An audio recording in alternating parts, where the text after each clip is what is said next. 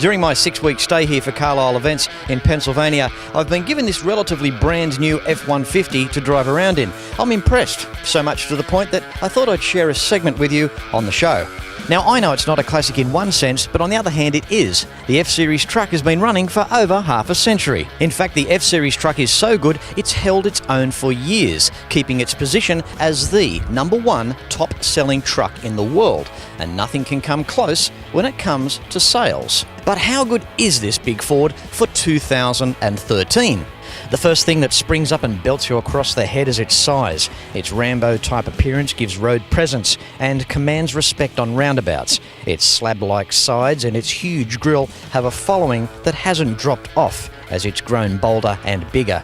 New for 2013 are the high-intensity discharge headlamps that form little hockey sticks around the lights, a subtle Detroit feature if ever there was one. Inside the F-150, it has changed dramatically, taking us into the business-like office style. Does the PA bring you coffee? Well, perhaps in the back she will. There's enough room back there, and you could hold a board meeting with ease and have pot plants in each corner.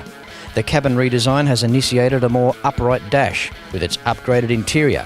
It features well-coordinated fabrics and trims with beefy outlines, and the air vents take on a Mustang look. And it's all very well done, and in 2013 could easily go down as probably one of the most luxurious Ford vehicles sold under the blue Oval Ford badge.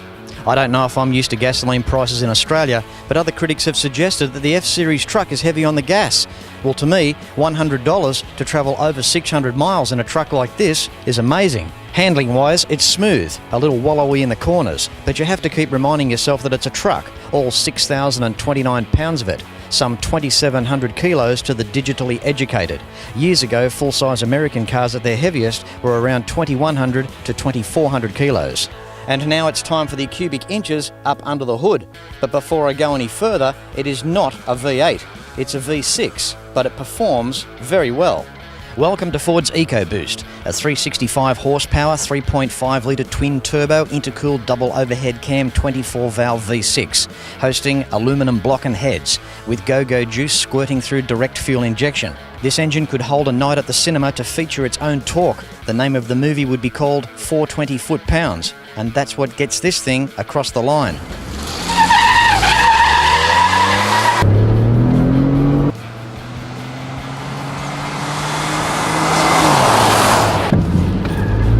With its acceleration, 0 to 60 miles an hour in just over 6 seconds.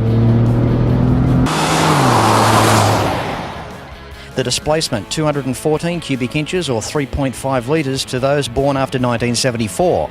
Power to the pavement is delivered by a silky smooth 6-speed automatic. Ford's best seller never will be considered agile, and driving dynamics in a 6,029-pound truck that stands more than 6 feet tall is like trying to take the Empire State Building for a lap around Manhattan.